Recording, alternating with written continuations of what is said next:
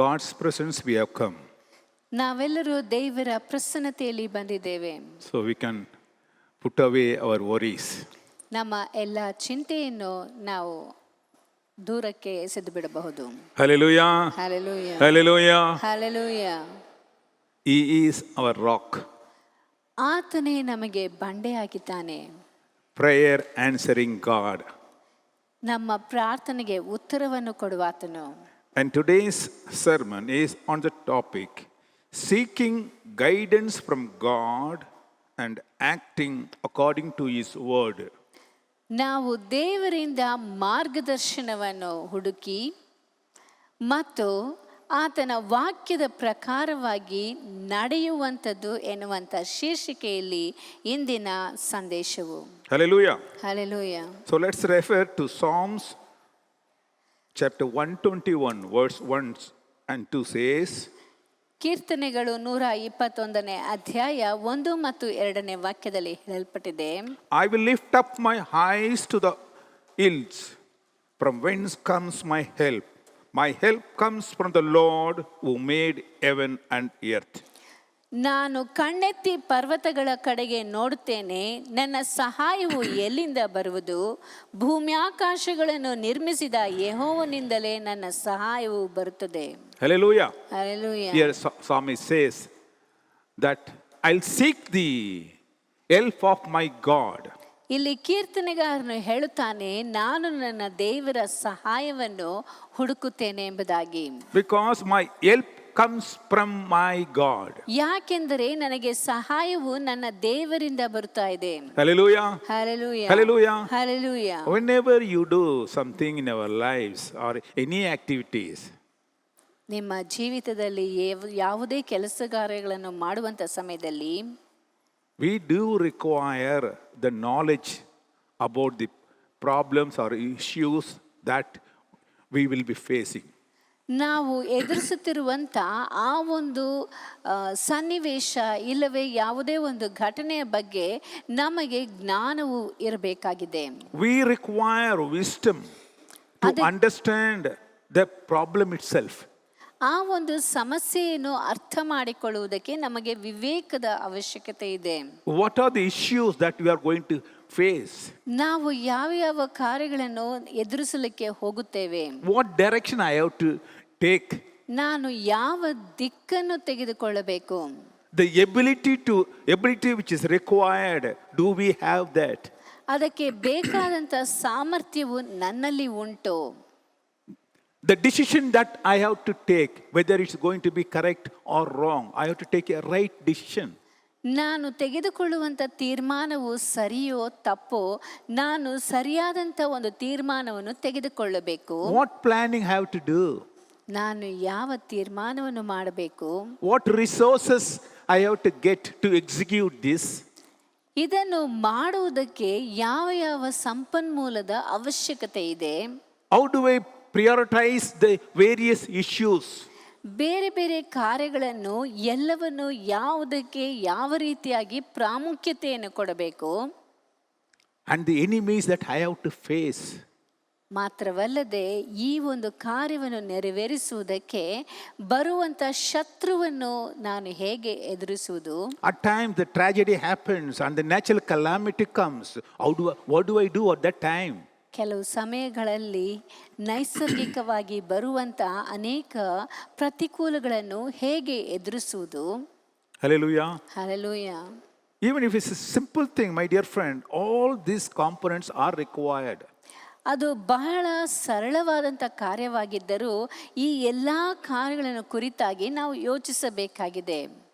If it is a critical problem pertaining to life and death, ಕೆಲವು ಸಮಯಗಳಲ್ಲಿ ಮರಣ ಮತ್ತು ಜೀವದ ಒಂದು ಸಂದರ್ಭ ಬರುವಾಗ definitely if you are not able to handle it, we require guidance. ಅದನ್ನು ನೆರವೇರಿಸುವುದಕ್ಕೆ ಮಾಡುವುದಕ್ಕೆ ನಮ್ಮಿಂದ ಸಾಧ್ಯವಿಲ್ಲದೆ ಇರುವಾಗ ನಮಗೆ ಮಾರ್ಗದರ್ಶನದ ಅವಶ್ಯಕತೆ ಇದೆ. We require a guide to help us how to overcome this problem. ಈ ಒಂದು ಸಮಸ್ಯೆಯನ್ನು ಎದುರಿಸಿ ಅದರಿಂದ ಹೊರಕ್ಕೆ ಬರುವುದಕ್ಕೆ ನಮ್ಮಿಂದ ನಮಗೆ ಮಾರ್ಗದರ್ಶನದ ಅವಶ್ಯಕತೆ ಇದೆ. The word of God says that we can seek the guidance from God to tackle our problems. ನಮ್ಮ ಎಲ್ಲಾ ಸಮಸ್ಯೆಗಳನ್ನು ನಿಭಾಯಿಸಲು ನಾವು ದೇವರಿಂದ ಆ ಒಂದು ಮಾರ್ಗದರ್ಶನವನ್ನು ಪಡೆದುಕೊಳ್ಳಬಹುದು ಎಂಬುದಾಗಿ ದೇವರ ವಾಕ್ಯದಲ್ಲಿ ಹೇಳಲ್ಪಟ್ಟಿದೆ. We can make this supplication of a prayer to God. ನಾವು ದೇವರಿಗೆ ಪ್ರಾರ್ಥನೆಗಳನ್ನು ವಿಜ್ಞಾಪನೆಗಳನ್ನು ಸಲ್ಲಿಸುವುದರ ಮುಖಾಂತರವಾಗಿ ಆತನಿಗೆ ತಿಳಿಯಪಡಿಸಬಹುದು ಎಂಬುದಾಗಿ ಹೇಳಲ್ಪಟ್ಟಿದೆ. God gives his wisdom to us.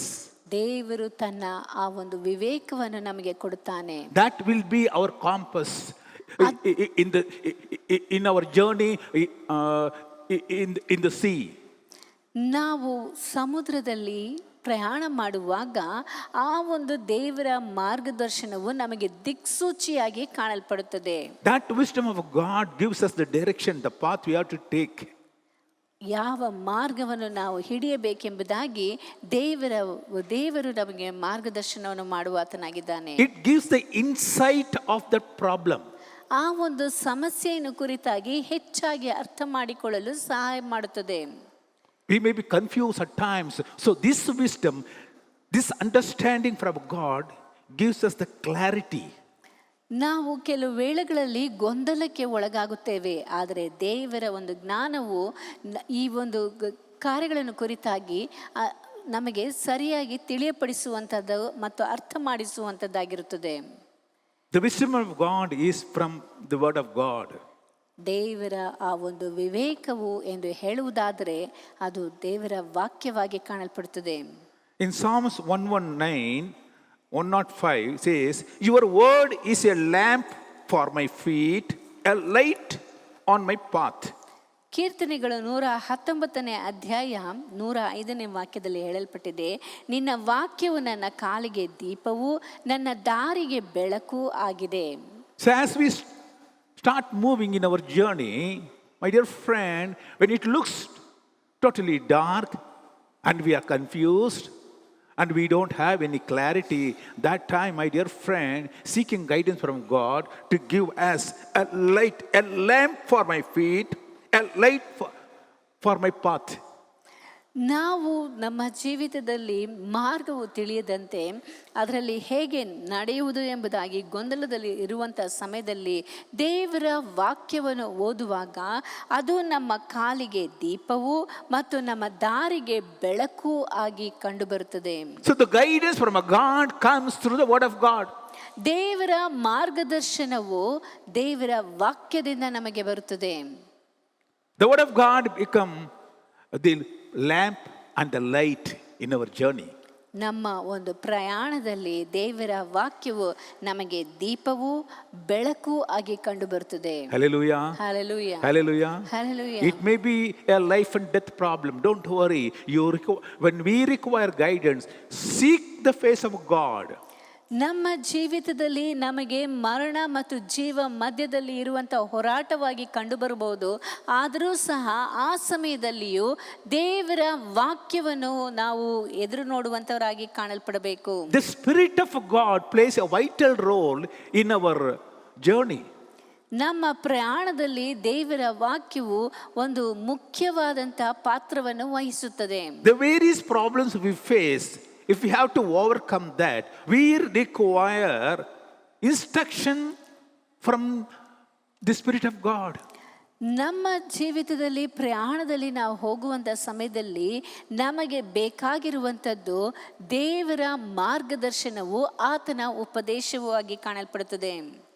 If you are a sailor in the ship, my dear friend, you require instructions what to do, how to do at various stages. ಒಬ್ಬ ನಾವಿಕನಾಗಿ ಕಂಡುಬರುವುದಾದರೆ, ಅಂದರೆ ಹಡಗನ್ನು ಓಡಿಸುವಂಥ ವ್ಯಕ್ತಿಯಾಗಿ ಕಾಣಲ್ಪಡುವುದಾದರೆ ಆತನಿಗೆ ಯಾವಾಗ ಹೇಗೆ ಯಾವ ಕಾರ್ಯಗಳನ್ನು ನೆರವೇರಿಸಬೇಕು ಎಂಬುದಾಗಿ ಹೇಳುವುದಕ್ಕೆ ಒಂದು ಮಾರ್ಗದರ್ಶನದ ಅವಶ್ಯಕತೆ ಇದೆ. When the wind blows and the storm rises up, ಅಲ್ಲಿ ಗಾಳಿಯು ಬೀಸಿ ಬಿರುಗಾಳಿಯು ಏಳುವಂಥ ಸಮಯದಲ್ಲಿ can we able to sail our boat safely?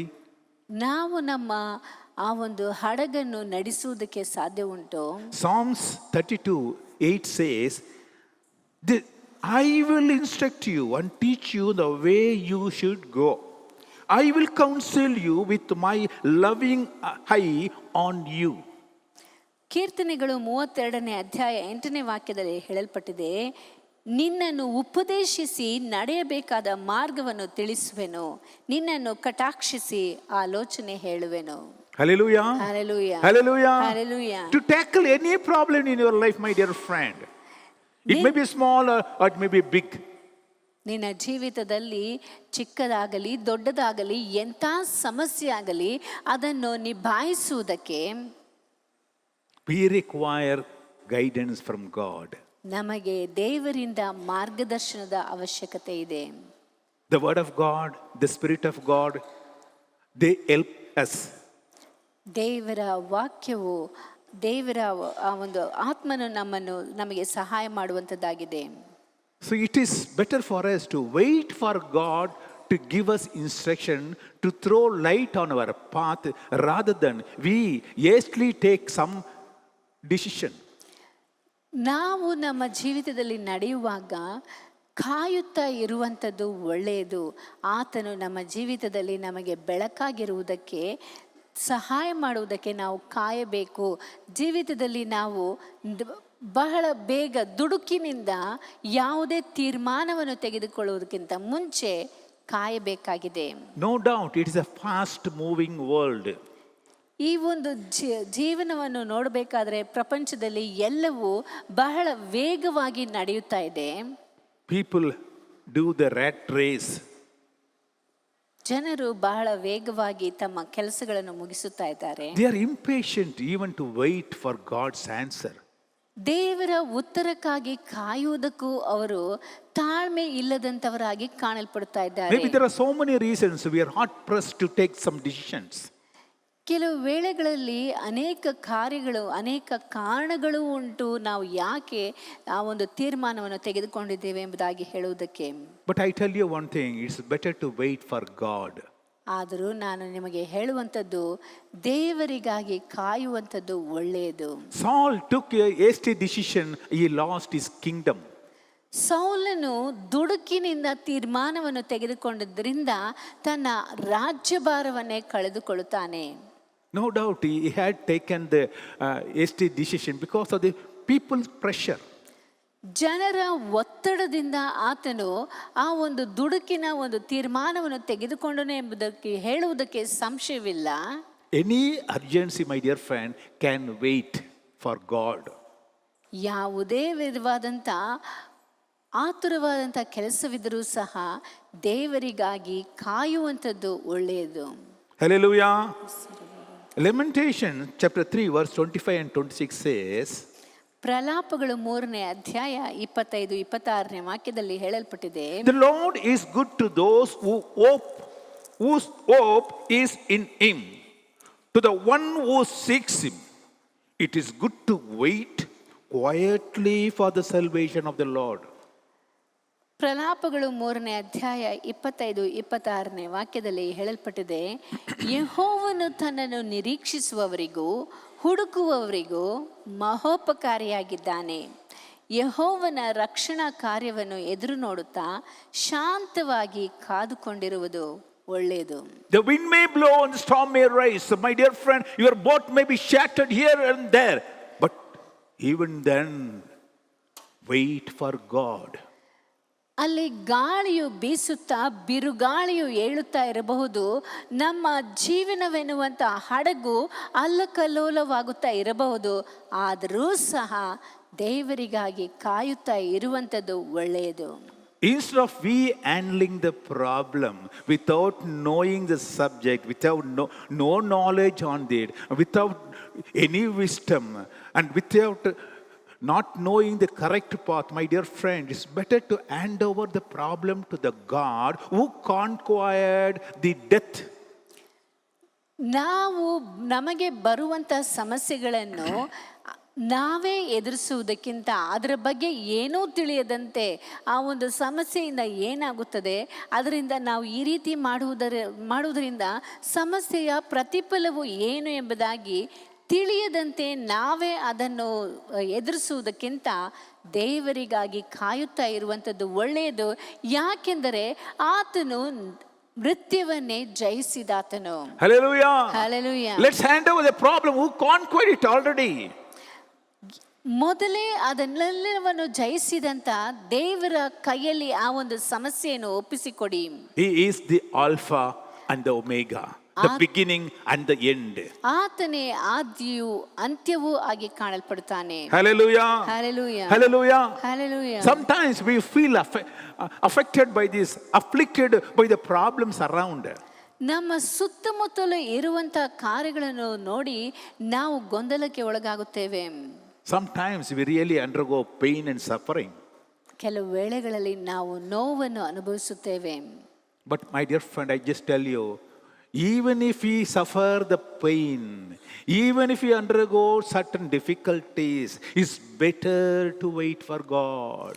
ನಾವು ನೋವನ್ನು ಅನುಭವಿಸುತ್ತಾ ಇಲ್ಲವೇ ನಾವು ಯಾವುದೇ ರೀತಿಯಾದಂಥ ಕಾರ್ಯಗಳಲ್ಲಿ ತೊಡಗಿದ್ದರೂ ದೇವರಿಗಾಗಿ ಕಾಯುತ್ತಾ ಇರುವಂಥದ್ದು ಒಳ್ಳೆಯದು. Psalms 119 verse 67 to 71 it says, before I was afflicted I went astray, but now I kept thy word.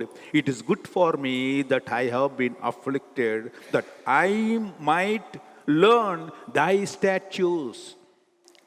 ಕೀರ್ತನೆಗಳು 119:67 ಮತ್ತು 71 ವಾಕ್ಯದಲ್ಲಿ ಹೇಳಲ್ಪಟ್ಟಿದೆ, ಕಷ್ಟಾನುಭವಕ್ಕಿಂತ ಮುಂಚೆ ತಪ್ಪಿ ಹೋಗುತ್ತಿದ್ದೆನು, ಈಗಲಾದರೂ ನಿನ್ನ ನುಡಿಗಳನ್ನು ಕೈಕೊಳ್ಳುತ್ತೇನೆ.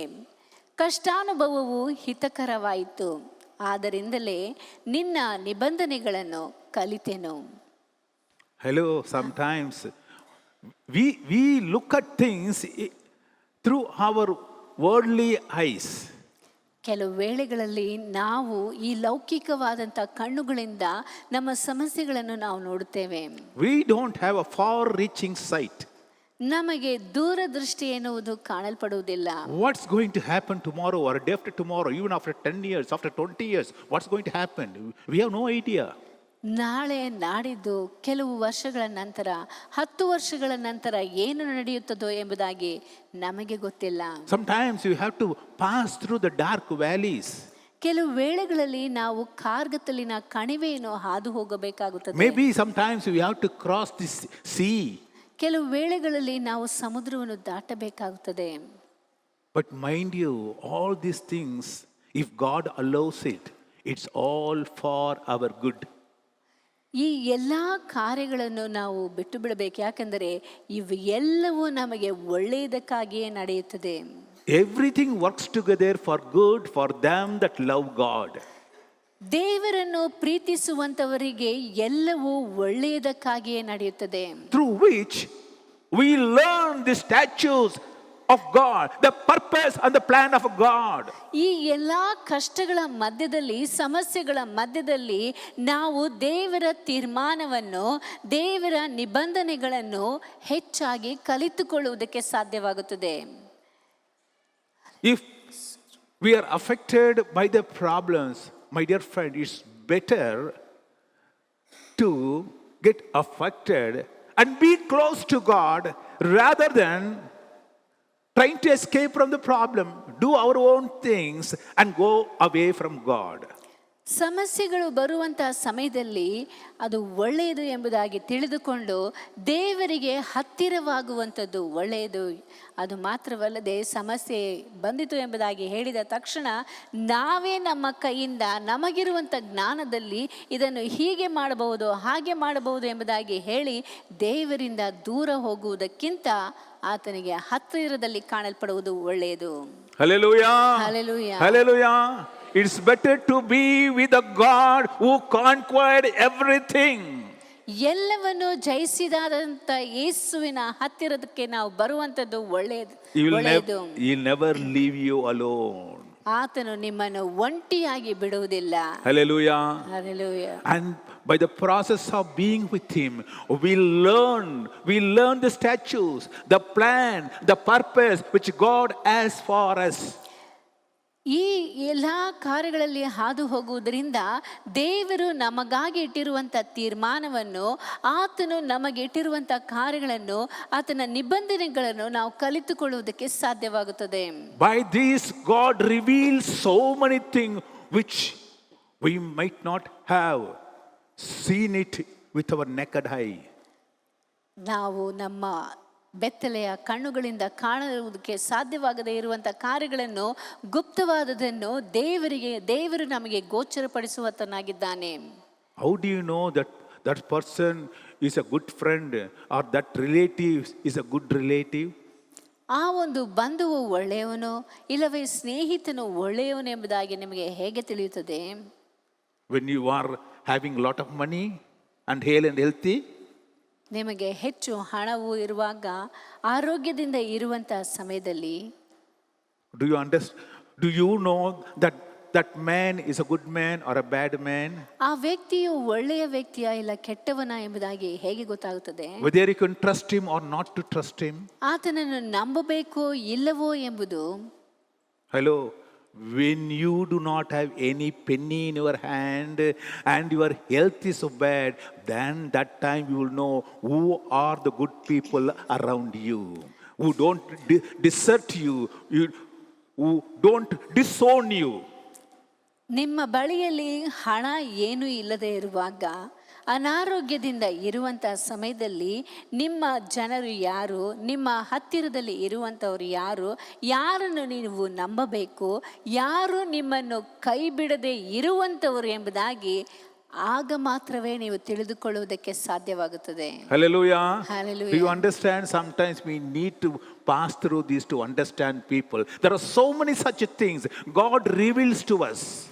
ಅನೇಕ ಕಾರ್ಯಗಳನ್ನು ದೇವರು ನಮಗೆ ತೋರ್ಪಡಿಸುವಾತನಾಗಿದ್ದಾನೆ. ಯಾರು ಹೇಗೆ ಎನ್ನುವಂಥದ್ದನ್ನು ನಮಗೆ ಕಲಿಸುವಾತನಾಗಿದ್ದಾನೆ. So if we wait for a God, God reveals so many things which we otherwise will not come across.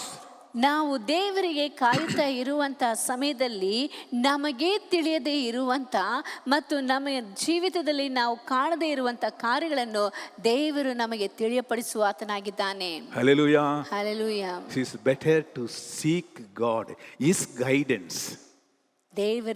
ದೇವರನ್ನು ಹುಡುಕುತ್ತಾ ಆತನ ಮಾರ್ಗವನ್ನು ನಾವು ಅಪೇಕ್ಷಿಸುವಂಥದ್ದು ಒಳ್ಳೆಯದು. Seek His word, seek the Holy Spirit, wait for God. ದೇವರಿಗಾಗಿ ಕಾಯುತ್ತಾ ಇದ್ದು ಆತನ ವಾಕ್ಯ ಮತ್ತು ಪವಿತ್ರಾತ್ಮನಿಗಾಗಿ ನಾವು ಅದನ್ನು ಹುಡುಕುವಂಥದ್ದು ಒಳ್ಳೆಯದು. Put your trust on God. He will definitely will not disown you. He will not desert you. He will stretch forth His mighty hand to save you.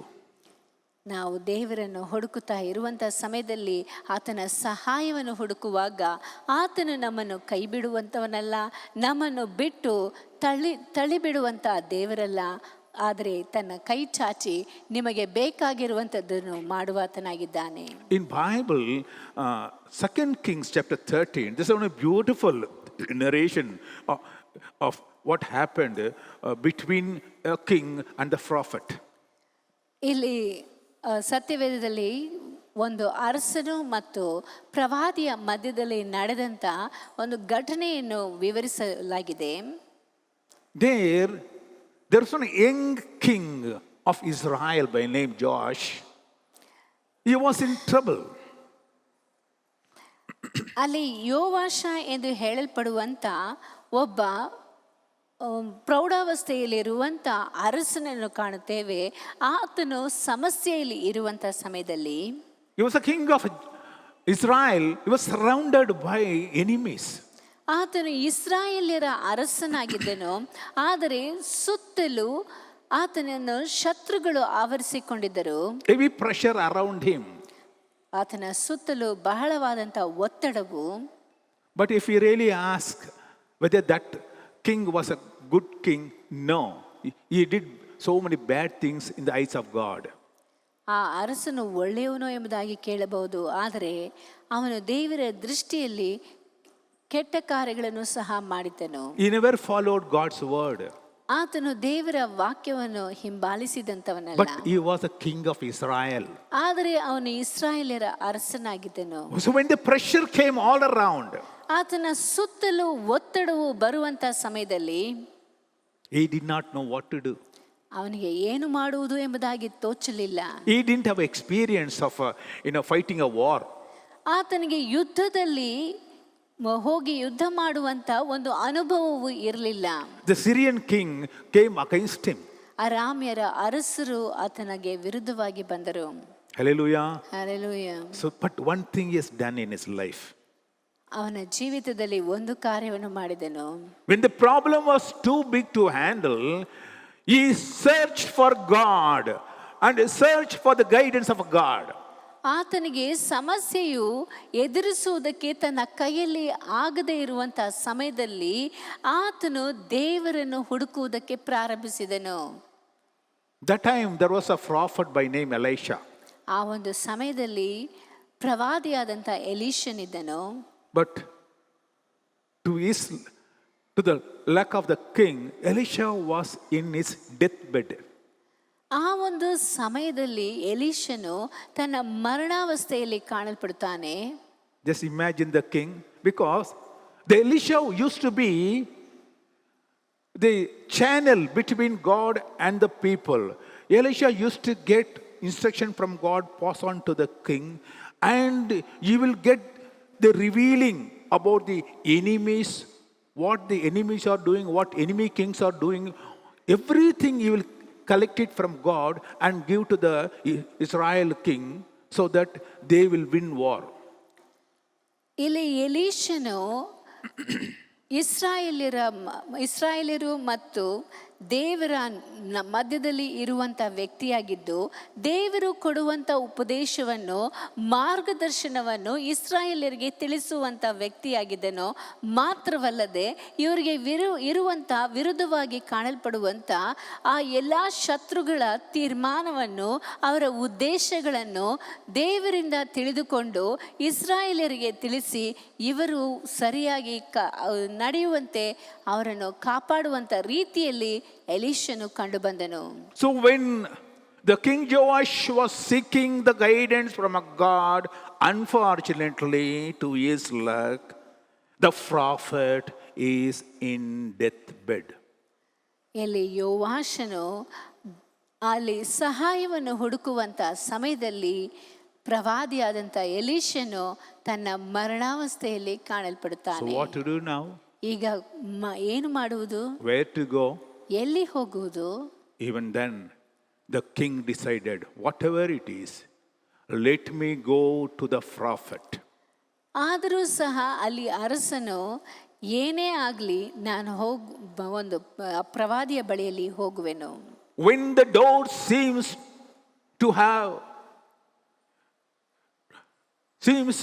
to be closed, my dear friend,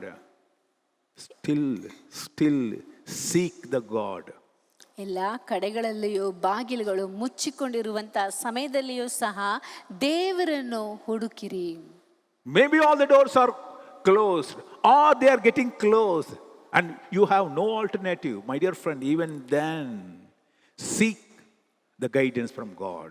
ಎಲ್ಲ ಕಡೆಗಳಲ್ಲಿಯೂ ಬಾಗಿಲು ಮುಚ್ಚಿಕೊಳ್ಳುತ್ತಾ ಇರುವಂಥ ಸಮಯದಲ್ಲಿಯೂ ಸಹ ಯಾವುದೇ ಸಹಾಯವೂ ಇಲ್ಲದೆ ಇರುವಾಗಲೂ ಸಹ ದೇವರನ್ನು ಹುಡುಕಿರಿ. So this man Joash rushes to the prophet Elisha. See, Elisha was sick for a long time. This man did not visit him. But now when the pressure comes, that time he realizes, yes, here is a prophet who can give the guidance, getting the instruction from a God. So that time only he rushes to the prophet. ಎಲೀಷನು ಬಹಳ ಕಾಲದಿಂದ ಮರಣಾವಸ್ಥೆಯಲ್ಲಿ ಕಾಣಲ್ಪಟ್ಟನು. ಆದರೂ ಸಹ ಅರಸನು ಹೋಗಿ ಅವನನ್ನು ನೋಡಲಿಲ್ಲ, ಅದರ ಬಗ್ಗೆ ಚಿಂತಿಸಲಿಲ್ಲ. ಆದರೆ ಈಗ ಸಮಸ್ಯೆ ಒಂದು ಬಂದಿರುವಾಗ ಅವನಿಂದ ಅದನ್ನು ಎದುರಿಸೋದಕ್ಕೆ ಸಾಧ್ಯವಿಲ್ಲದೆ ಇರುವಂಥ ಸಮಯದಲ್ಲಿ ಈಗ ಮಾತ್ರವೇ ಪ್ರವಾದಿಯನ್ನು ಹುಡುಕಿಕೊಂಡು ಹೋಗುತ್ತಾನೆ. He goes to the prophet and cries, Father, Father. He says, my father, my father. He cried and wept over him. ಅಲ್ಲಿ ಪ್ರವಾದಿಯ ಬಳಿಯಲ್ಲಿ ಹೋಗಿ ಅವನು ಹೇಳುವಂಥ ಮಾತು, ನನ್ನ ತಂದೆಯೇ, ನನ್ನ ತಂದೆಯೇ ಎಂಬುದಾಗಿ ಕೂಗಿಕೊಳ್ಳುತ್ತಾನೆ. See, our God is a very gracious God. ನಮ್ಮ ದೇವರು ಬಹಳ ಕೃಪೆಯುಳ್ಳಂಥ ದೇವರು. Our sins may be enormous, but God pushes away everything when you seek His guidance. ನಮ್ಮ ಪಾಪಗಳು ಬಹಳ ದೊಡ್ಡದಾಗಿ ಕಂಡುಬಂದರೂ ಸಹ ದೇವರನ್ನು ಹುಡುಕುವಂಥ ಸಮಯದಲ್ಲಿ ದೇವರು ಅದೆಲ್ಲವನ್ನು ತಳ್ಳಿಬಿಟ್ಟು ನಿಮ್ಮನ್ನು ನೋಡುವಾತನಾಗಿದ್ದಾನೆ. How kind-hearted our God is. ನಮ್ಮ ದೇವರು ಎಷ್ಟು ಕರುಣೆಯ ದೇವರಾಗಿದ್ದಾನೆ. In spite of our repeated crimes, in spite of repeated sinning, still God is loving us. ನಮ್ಮ ಪಾಪಗಳು ಹೆಚ್ಚಾಗಿದ್ದರೂ ನಾವು ಮತ್ತೆ ಮತ್ತೆ ಪಾಪಗಳನ್ನು ಮಾಡುತ್ತಾ ಇದ್ದರೂ ಸಹ ಆತನನ್ನು ಹುಡುಕುವಂಥ ಸಮಯದಲ್ಲಿ ದೇವರು ನಮ್ಮನ್ನು ಪ್ರೀತಿಸುವಂತವನಾಗಿದ್ದಾನೆ. So when he was crying to the prophet did not say any angry words, but he said, see, you could ask, why you have come here, on all that you should have asked, but he didn't. He said, immediately he said, Elisha put his hand on the king's hand and he said, open the east window door. See, he gives now, instead of shouting at him for having come at his deathbed, he is still a man of God, gives him the instruction what he should do. ಇಲ್ಲಿ ಯೋವಾಷನು ಹೋಗಿ ಅಳುತ್ತಾ ಇರುವಂಥ ಸಮಯದಲ್ಲಿ ಅವನು ಇಷ್ಟೊಂದು ಪಾಪಗಳನ್ನು ಮಾಡಿದ್ದಾನೆ ಎಂಬುದಾಗಿ ಹೇಳಿ ಅವನಿಗೆ ವಿರುದ್ಧವಾಗಿ ಎಲೀಷನು ಬೈಯುವುದೋ ಇಲ್ಲ ಅವನ ಮೇಲೆ ಕೋಪಿಸಿಕೊಳ್ಳುವುದೋ ಮಾಡದಂತೆ ದೇವರ ವಾಕ್ಯದಲ್ಲಿ ಹೇಳಲ್ಪಟ್ಟಿದೆ, ತನ್ನ ಕೈಯನ್ನು ಅವನ ಕೈಯ ಮೇಲೆ ಇಟ್ಟು ಎಂಬುದಾಗಿ ಹೇಳಲ್ಪಟ್ಟಿದೆ. ಅಂದರೆ ಅರಸನ ಕೈ ಮೇಲೆ ತನ್ನ ಕೈಯನ್ನು ಇಡುತ್ತಾನೆ. ಮಾತ್ರವಲ್ಲದೆ ನೀನು ಏನಕ್ಕಾಗಿ ಬಂದಿದ್ದೀಯಾ, ನಿನ್ನ ಕೆಲಸವೇನು ಎಂಬುದಾಗಿ ವಿಚಾರಿಸದಂತೆ ಮುಂದಕ್ಕಿರುವಂಥ ಕಾರ್ಯಗಳನ್ನು ಆತನು ಮಾಡುವುದನ್ನು ನಾವು ನೋಡುತ್ತೇವೆ. Hello, even before you tell God what is your problem, He knows your problem. ನೀನು ಹೇಳುವುದಕ್ಕಿಂತ ಮುಂಚೆಯೇ ನಿನ್ನ ಸಮಸ್ಯೆ ಏನು ಎಂಬುದಾಗಿ ದೇವರಿಗೆ ಗೊತ್ತು. What you should do, God knows. ನೀನು ಏನು ಮಾಡಬೇಕೆನ್ನುವುದು ದೇವರಿಗೆ ಗೊತ್ತು. Hallelujah. Hallelujah. Hallelujah. Hallelujah. Here Elisha says, open the east window door and shoot an arrow. ನೀನು ಮೂಡಣ ದಿಕ್ಕಿಗಿರುವಂಥ ಕಿಟಕಿಯನ್ನು ತೆರೆದು ಅದರ ಮುಖಾಂತರವಾಗಿ ಬಾಣವನ್ನೆಸೆ ಎಂಬುದಾಗಿ ಹೇಳುತ್ತಾನೆ. As he was shooting the arrow, Elisha says, Lord's arrow of victory, the arrow of victory over Aram. Elisha declared. ಅಲ್ಲಿ ಆತನು ಆ ಒಂದು ಬಾಣವನ್ನೆಸೆಯುವಂಥ ಸಮಯದಲ್ಲಿ ಎಲೀಷನು ಹೇಳುವಂಥ ಮಾತು, ಇದು ಜಯಪ್ರದವಾದ ಯೆಹೋವನ ಬಾಣ, ಅರಾಮ್ಯರನ್ನು ಜಯಿಸುವ ಬಾಣ. And you will completely destroy the Arameans at Aphek. ನೀನು ಅರಾಮ್ಯರನ್ನು ಅಪೇಕದಲ್ಲಿ ಸೋಲಿಸಿ ಸಂಹರಿಸಿ ಬಿಡುವಿ ಎಂದು ಹೇಳುತ್ತಾನೆ. Hallelujah. Hallelujah. Hallelujah. Hallelujah. Why did Joash come there? ಅಲ್ಲಿ ಯೋವಾಷನು ಯಾಕೆ ಆ ಸ್ಥಳಕ್ಕೆ ಬಂದನು? Without his telling, the prophet tells him what's going to happen in the future. ಅರಸನು ಏನು ಹೇಳದಂತೆಯೇ ಪ್ರವಾದಿಯು ಮುಂದಕ್ಕೆ ಏನು ನಡೆಯುತ್ತದೆ ಎಂಬುದಾಗಿ ಹೇಳುತ್ತಾನೆ. Hallelujah. Hallelujah. Hallelujah. Hallelujah. Hallelujah. And he declares victory. ಮಾತ್ರವಲ್ಲದೆ ಅಲ್ಲಿ ಶತ್ರುಗಳ ಮೇಲೆ ಜಯವು ಬರುತ್ತದೆ ಎಂಬುದಾಗಿ ಆತನು ಘೋಷಿಸುತ್ತಾನೆ. And asked him again, then he said, take the arrows, and the king took them. Elisha told him, strike the ground, and he struck it 3 times and stopped. ಅಲ್ಲಿ ಎಲೀಷನು ಹೇಳ್ತಾನೆ ಅರಸನಿಗೆ, ಬಾಣಗಳನ್ನು ತೆಗೆದುಕೋ ಎಂದು ಆಜ್ಞಾಪಿಸಿದಾಗ ಅವನು ತೆಗೆದುಕೊಳ್ಳಲು ಇವುಗಳಿಂದ ನೆಲವನ್ನು ಹೊಡಿ ಅಂದನು. ಅವನು 3 ಸಾರಿ ಹೊಡೆದು ಸುಮ್ಮನೆ ನಿಂತನು. The man of God was angry with him and said, you should have struck the ground 5 or 6 times. then you would have defeated Aram and completely destroyed it. But now you will defeat it only 3 times. Elisha said and died and was buried. ಆಗ ದೇವರ ಮನುಷ್ಯನು ಅವನ ಮೇಲೆ ಕೋಪಗೊಂಡು, ನೀನು 5-6 ಸಾರಿ ಬೇಕಾಗಿತ್ತು. ಹಾಗೆ ಮಾಡಿದ್ದರೆ ಅರಾಮ್ಯರು ನಿರ್ನಾಮವಾಗಿ ಹೋಗುವವರೆಗೂ ಅವರ ಮೇಲೆ ನಿನಗೆ ಜಯ ದೊರಕುತ್ತಿತ್ತು. ನೀನು 3 ಸಾರಿ ಹೊಡೆದದರಿಂದ ಅವರನ್ನು 3 ಸಾರಿ ಮಾತ್ರ ಸೋಲಿಸುವಿ ಎಂದು ಹೇಳಿದನು. Hallelujah. Hallelujah. The first of all, the king Joash went for seeking the guidance from God. ಮೊಟ್ಟ ಮೊದಲನೆಯದಾಗಿ ಅರಸನಾದಂಥ ಯೋವಾಷನು ದೇವರ ಮಾರ್ಗದರ್ಶನವನ್ನು ಹುಡುಕಿಕೊಂಡು ಹೋದನು. If you want solution for your problem, it is not in your hand, it's in God's hand. ನಿಮ್ಮ ಸಮಸ್ಯೆಗಳಿಗೆ ಉತ್ತರವು ಬೇಕೆಂದು ಹೇಳುವುದಾದರೆ ಅದು ನಿಮ್ಮ ಕೈಯಲ್ಲಿಲ್ಲ, ದೇವರ ಕೈಯಲ್ಲಿದೆ. The circumstances may tell you it is useless, it is futile effort, but still you move on, seek the guidance from God. ನಿಮ್ಮ ಸುತ್ತಮುತ್ತಲು ಇರುವಂಥ ಆ ಒಂದು ಪರಿಸ್ಥಿತಿಯು ಇಲ್ಲವೇ ನಿಮ್ಮ ಸುತ್ತಮುತ್ತಲು ಇರುವಂಥ ಕಾರ್ಯಗಳು ಹೇಳುತ್ತಾ ಇರಬಹುದು, ಆ ಒಂದು ಕಾರ್ಯವನ್ನು ಜಯಿಸುವುದಕ್ಕೆ ಸಾಧ್ಯವಿಲ್ಲ, ಸಮಸ್ಯೆಯನ್ನು ಎದುರಿಸುವುದಕ್ಕೆ ಸಾಧ್ಯವಿಲ್ಲ ಎಂಬುದಾಗಿ. ಆದರೂ ಸಹ ನೀವು ಮುಂದಕ್ಕೆ ಹೆಜ್ಜೆ ಹಾಕುತ್ತಾ ದೇವರನ್ನು ಹುಡುಕಿರಿ. Joash went to the prophet Elisha, the man of God. ದೇವರ ಮನುಷ್ಯನಾಗಿರುವಂಥ ಪ್ರವಾದಿಯಾದಂಥ ಎಲೀಷನನ್ನು ಹುಡುಕಿಕೊಂಡು ಅರಸನಾದಂಥ ಯೋವಾಷನು ಹೋಗುತ್ತಾನೆ. We have to seek the God's guidance at all times. ಎಲ್ಲ ಸಮಯಗಳಲ್ಲಿಯೂ ನಾವು ದೇವರ ಮಾರ್ಗದರ್ಶನವನ್ನು ಹುಡುಕಬೇಕಾಗಿದೆ. Hallelujah. Hallelujah. And the prophet said to him, now get the bow and the arrow. ಅಲ್ಲಿ ಪ್ರವಾದಿಯು ಹೇಳುತ್ತಾನೆ, ನಿನ್ನ ಬಿಲ್ಲು ಬಾಣವನ್ನು ತೆಗೆದುಕೊಂಡು ಬಾ ಎಂಬುದಾಗಿ. Hallelujah. Hallelujah. Hallelujah. Hallelujah. When you come, my dear friend, there is an action also there. ನೀನು ಬರುವಂತ ಸಮಯದಲ್ಲಿ ಅಲ್ಲಿ ಕ್ರಿಯೆಯೂ ಸಹ ಒಳಪಟ್ಟಿದೆ. You should be armed to fight your enemies. Take your bow and an arrow.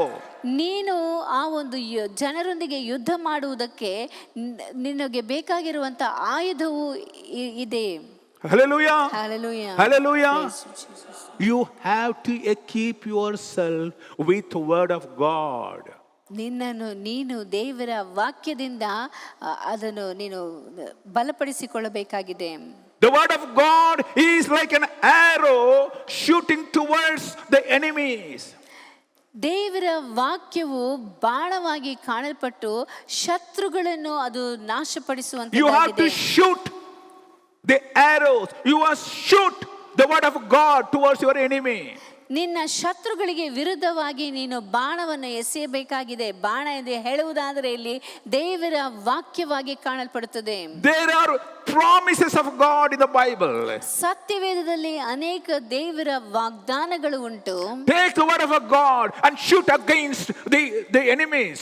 ದೇವರ ವಾಗ್ದಾನಗಳಾಗಿರುವಂತ ಆ ಒಂದು ಆಯುಧಗಳನ್ನು ತೆಗೆದುಕೊಂಡು ಶತ್ರುಗಳಿಗೆ ವಿರುದ್ಧವಾಗಿ ನೀವು ಎಸೆಯಬೇಕಾಗಿದೆ. Declare the victory before fighting with your enemies.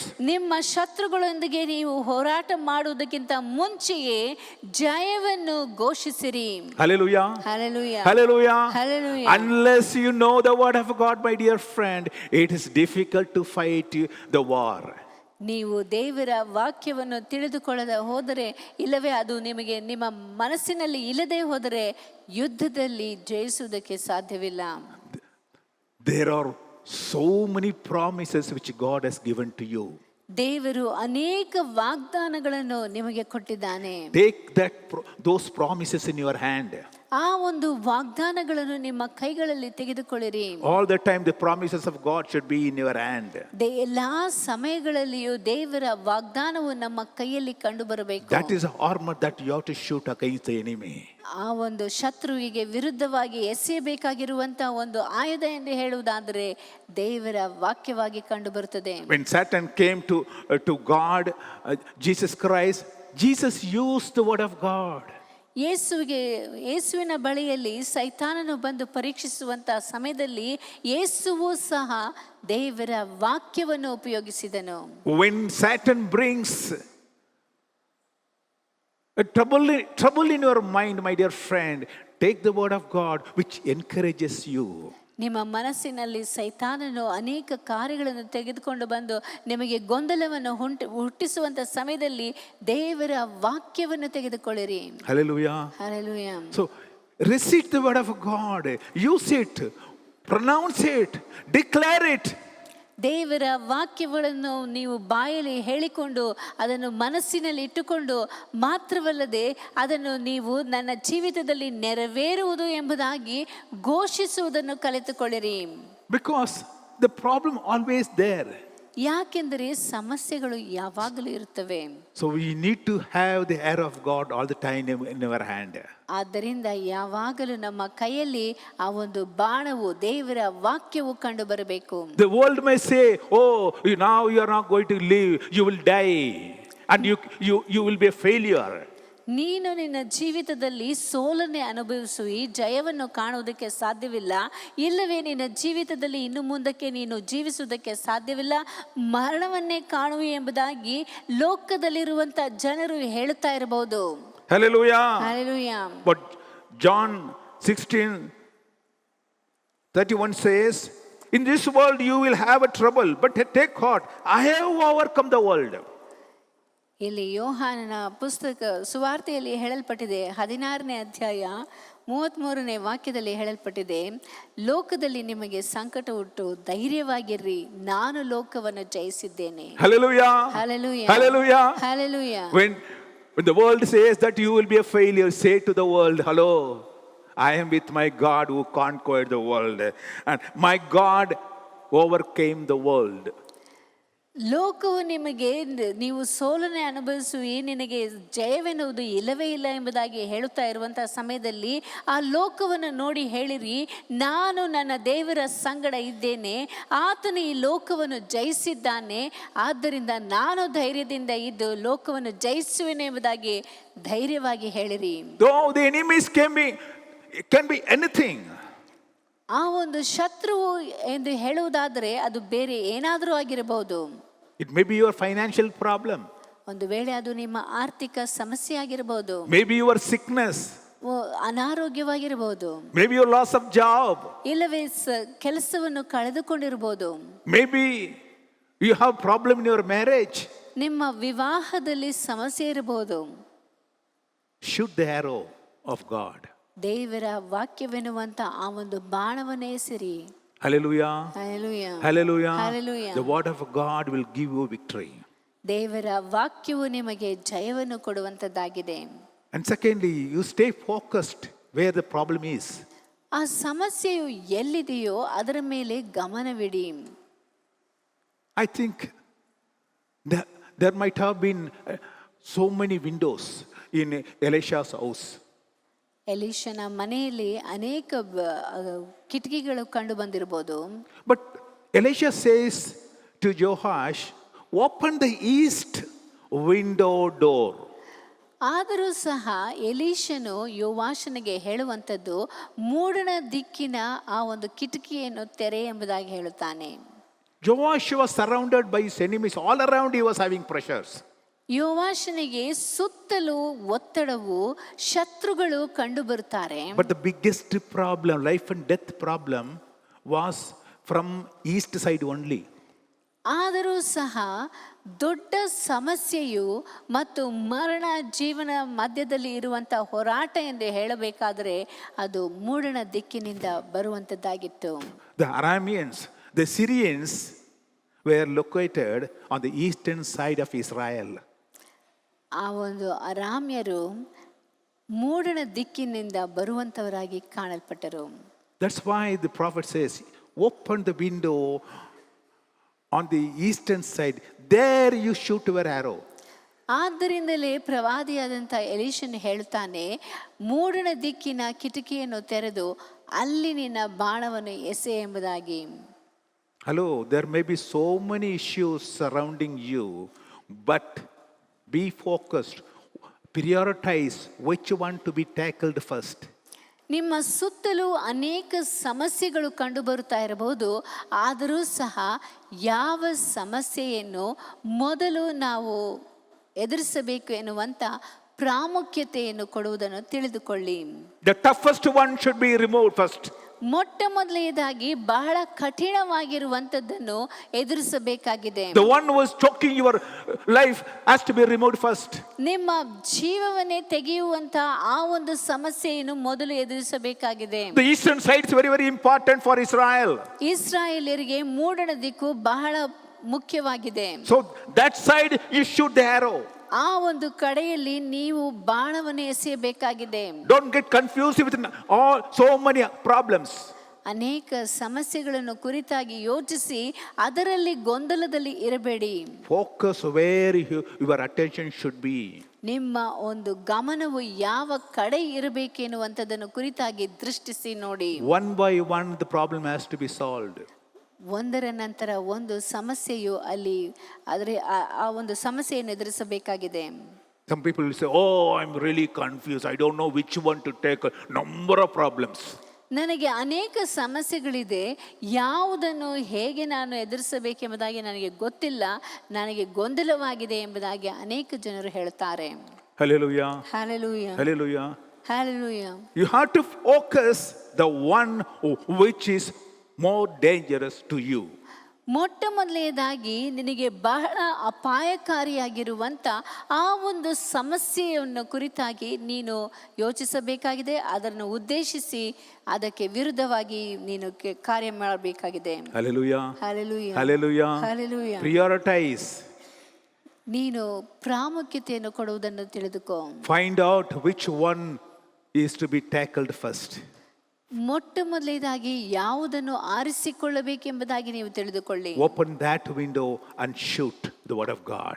ಆ ಒಂದು ಕಿಟಕಿಯನ್ನು ತೆರೆದು ದೇವರ ವಾಕ್ಯವೆನ್ನುವಂತ ಬಾಣವನ್ನು ಎಸೆಯುವುದನ್ನು ತಿಳಿದುಕೊಳ್ಳಿ. And while shooting, ಆ ಒಂದು ಬಾಣವನ್ನು ಎಸೆಯುವಾಗ Elisha declares, this is the victory of God.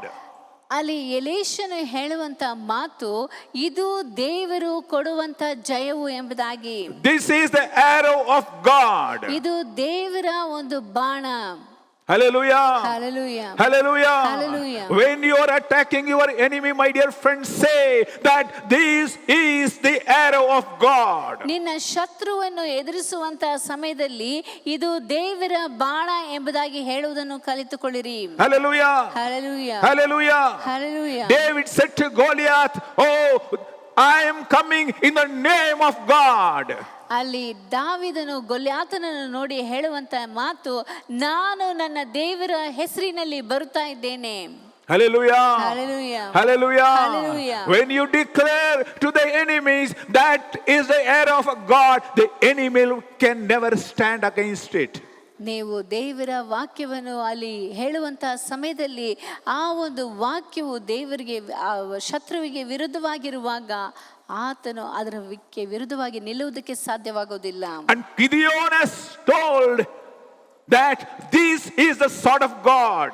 ಅಲ್ಲಿ ಗಿದ್ಯೋನನು ಹೇಳುವಂತ ಮಾತು, ಇದು ದೇವರ ಖಡ್ಗ ಎಂಬುದಾಗಿ. Hallelujah. Hallelujah. Hallelujah. Hallelujah. So when you don't go with your strength and with your power, my dear friend, it is with the power of God and the strength of God you attack the enemy.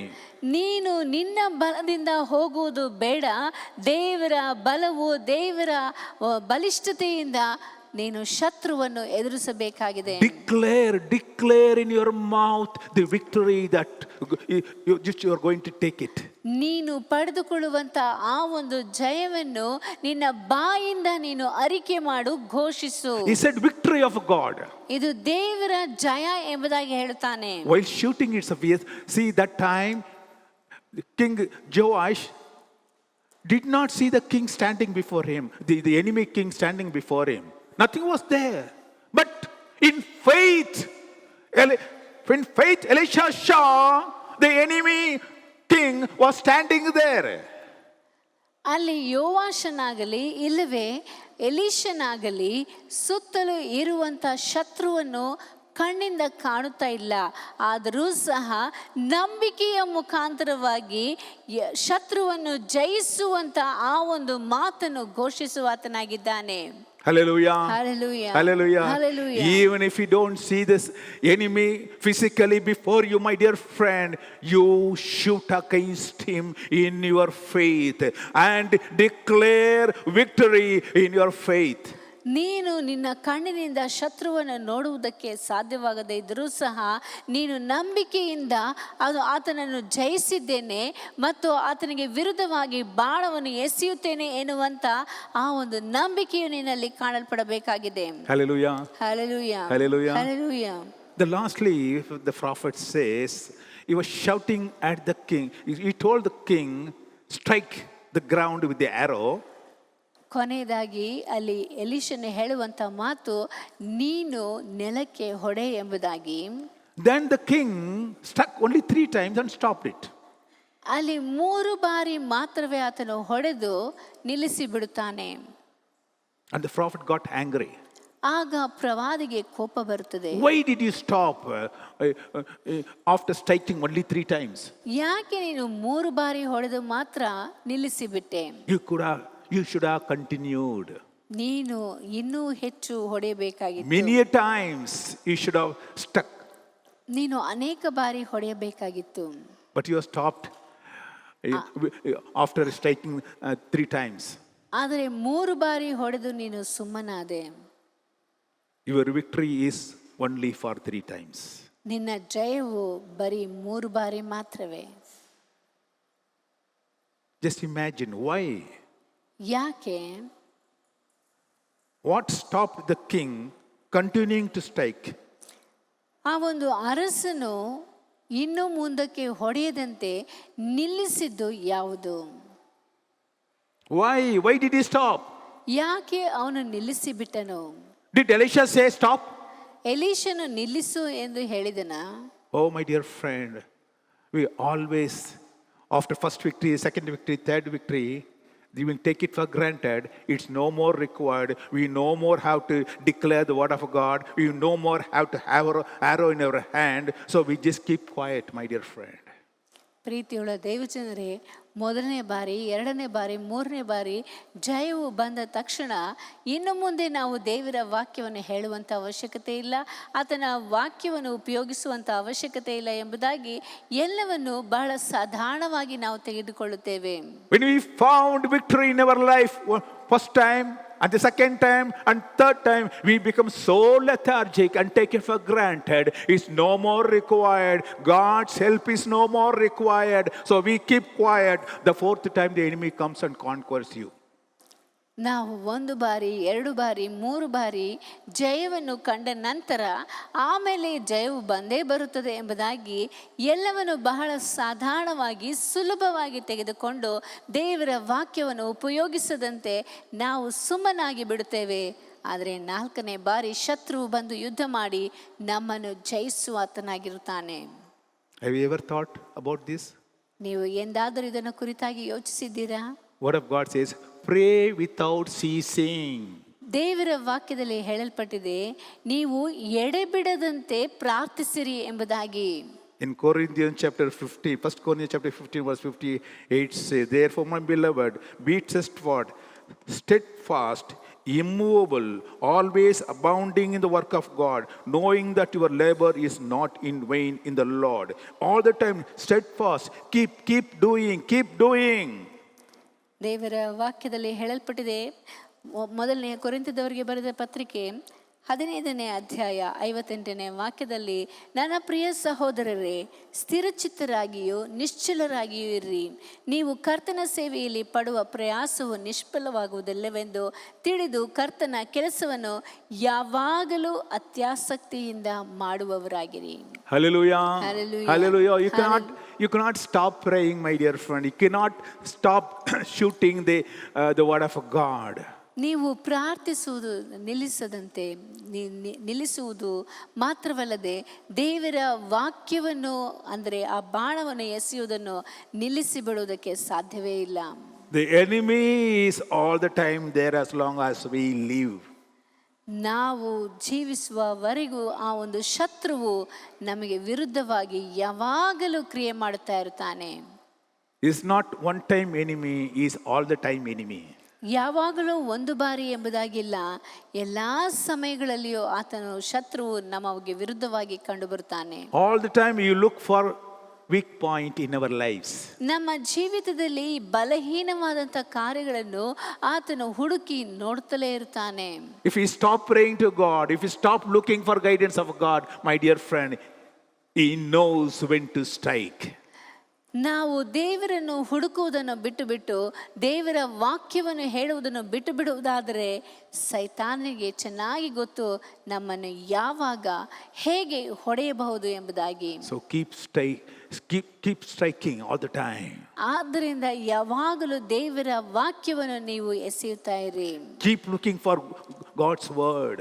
ದೇವರ ವಾಕ್ಯಕ್ಕಾಗಿ ಯಾವಾಗಲೂ ಎದುರು ನೋಡುತ್ತಾ ಇರಿ. Keep using word of God all the time. ದೇವರ ವಾಕ್ಯವನ್ನು ಯಾವಾಗಲೂ ಉಪಯೋಗಿಸುತ್ತಾ ಇರಿ. Keep praying to God all the time for the guidance. ದೇವರ ಮಾರ್ಗದರ್ಶನಕ್ಕಾಗಿ ಆತನ ಬಳಿಯಲ್ಲಿ ನೀವು ಪ್ರಾರ್ಥಿಸುತ್ತಾ ಇರ್ರಿ. Then the enemy will be completely wiped off. ಆಗ ಶತ್ರುವು ಸಂಪೂರ್ಣವಾಗಿ ನಿರ್ನಾಮವಾಗುವನು. It's better for us to seek the guidance of God all the time in our lives. ಎಲ್ಲಾ ಸಮಯಗಳಲ್ಲಿಯೂ ನಮ್ಮ ಜೀವಿತದಲ್ಲಿ ದೇವರ ಮಾರ್ಗದರ್ಶನವನ್ನು ಹುಡುಕುವಂಥದ್ದು ಒಳ್ಳೆಯದು. God bless you. ದೇವರು ನಿಮ್ಮನ್ನು ಆಶೀರ್ವದಿಸಲಿ. Let's close in prayer. ಕಣ್ಣುಗಳನ್ನು ಮುಚ್ಚಿ ಪ್ರಾರ್ಥಿಸೋಣ. Heavenly Father, we praise and worship you, Lord, for the wonderful time that, Lord, we may listen to your voice of God as Master. He told us, Lord, when we face troubles and trials, Lord, we have to seek your guidance to tackle our problem, to solve our issues, to be victorious in our lives, oh God, Jesus. Many of us fail to understand this. Many of us, oh God, try to use our strength and our power, our knowledge and our wisdom. But Lord, we fail to understand the purpose, the plan of God in our lives. But Lord, when we seek your face, you reveal the plan and purpose, Lord, in our lives. The future that you kept for us, the path we have to take, Lord, you will reveal to us step by step to the glory land. Thank you, Lord. Help us, Lord, to follow you all the time and be, Lord, steadfast all the time. Yes, Master, without ceasing, without, Lord, leaving your side, all the time holding on to my God's hand. Bless your people. Whoever, Lord, passes through the trouble in their lives, Lord, like Joash, let them come to you, seek your guidance. Maybe we have pressure all around, but Lord, help us to tackle the problem one by one, to solve our issues, oh God. Bless your people with your wisdom and your knowledge, your guidance, oh Lord Jesus. We ask all these things. In Jesus' precious name I pray.